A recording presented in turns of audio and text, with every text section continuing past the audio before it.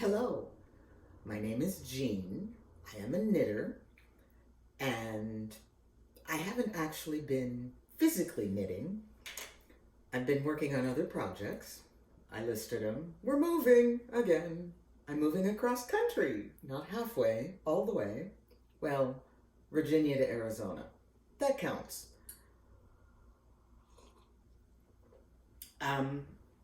But don't have mojo for knitting, but I can think about knitting and I can plan for knitting and I can talk about designing for knitting because I've done that a lot.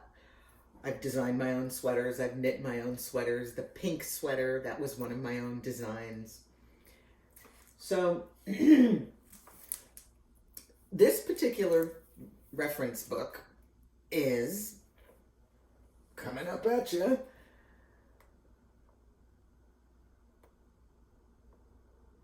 And Knitwear Design Workshop, a comprehensive guide to hand knits. One of the things I like is that it is spiral bound, so the pages lay flat. It has really, really good directions from a designing point of view, and it has places where you can make your design decisions and write down numbers. My former design book was a little it was a little spiral bound 5x7 notebook that I just scribbled all kinds of things in. And in theory, I could re-knit the sweater from those notes. In reality, I'd look back, no, I could not. But I was doing pretty good at designing. Well, pretty well at designing, because the sweaters that I knit came out looking the way I wanted them to look. And they fit the way I wanted them to fit. And I was not designing for the general public, I was designing for myself. So I didn't have to be size inclusive, which I understand our need for size inclusivity, but I am awed and amazed at the designers that are able to successfully grade their designs to such a wide range of sizes that we now consider the normal size range. Because it ain't what it used to be. It's a whole lot more real. I will also say, please do not define only curvy women as real. I have almost no curves and I am not imaginary. So the book talks about choosing yarns and getting your textures and all of that. Did I ever really pay attention to that? No. What I did was I fell in love with a yarn, or I fell in love with a knit style of sweater. One that I love, but I have never tackled because I've been overwhelmed by the design of it. Fair Isle. Color work doesn't bother me. Really, it never has. But when this is the color work reference book because you want to make a sweater, it's a little bit daunting. I don't know why. The shape of these sweaters, they're drop shoulder, they're tubes, they're not heavily shaped. You don't have to incorporate darts. You don't have to incorporate waist shaping. But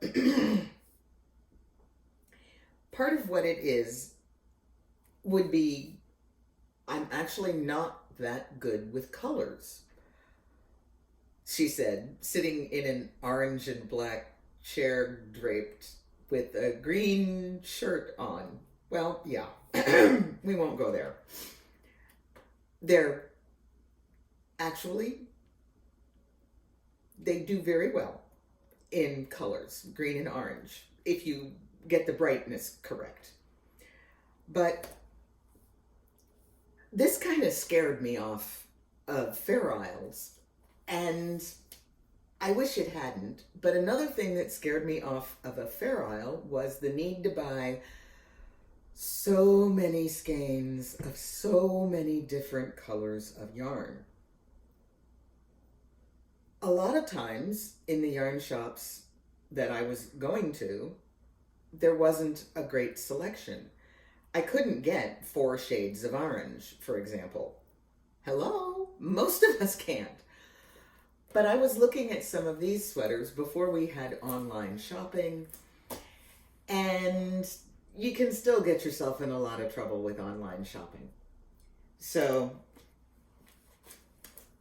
I was working with books like this, which were amazing because, do you see, they're not charted. You have to read them row by row. And that's also a challenge. I prefer charted knitting designs because my brain for knitting is more visual than verbal, and I will get lost in lines of directions unless I can translate them into physical stitches in a pattern and read my pattern as I am reading the words so that the pattern comes together. What absolutely makes me thrilled beyond belief was when I discovered this book, because if you go to Japan and you get a knitting pattern, all the charts are the same. All of the symbols are the same. You are not confused by somebody saying, well, a blank square is this, and a square with a line in it is that, and a square with a circle in it is what the other people consider to be a... No. There is a standard set of stitches that are turned into charts that do not change. So if you are looking at a vertical line, on the right side it will be a knit, on the wrong side it will be a purl. Period. There's no confusion. So you can always read Japanese charts. Once you have one guide to the symbols on the chart turning into stitches on your needle, you got it. You don't have to worry about anything else. And the challenging pattern isn't in memorizing the chart symbols because you memorized them 3 sweaters ago. It's just reading and knitting because it all makes sense. Oh, here's another one that's kind of interesting. I know this because I used to live in Japan. In Japanese cars, by brand, so if you get a Mitsubishi and you go to the turn signal lever and there's a dial on it, the dial will always do the same thing in all Mitsubishis. Did you know that? If you're in a Toyota and the turn signal lever has a dial on it, the dial will do the same thing in all Toyotas, but not the same thing as Mitsubishi necessarily. But all Toyotas, that dial does the same thing. Oh, that is so convenient. How many people have rented a car in the dark, after sundown, or before sunrise? and you get into this strange vehicle and you don't know where anything is, and it's dark and you can't find anything. And you're like, where does the key go? Does this have a key? Is this a proximity? Where's the button? Do I push? Do I twirl? I don't know. If you've driven one Mitsubishi, you know where all the controls are, and they're not going to move around drastically. It's really convenient. But I digress, and I am not knitting. What I have been doing a lot of is sewing, because fall is functionally here. Remember, it's October. In some places there's been frost and snow, and in some places it's high summer. Hello, Australia. I've been there.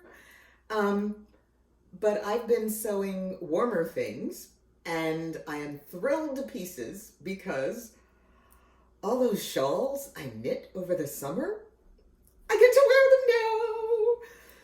So I haven't been knitting for no reason. As a matter of fact, this is the first time I have worn this pair of socks since I knit them. It was too warm to wear them when I knit them, but it's not too warm to wear them now. So enjoy the change of the seasons. Get out your knit stuff and just keep knitting.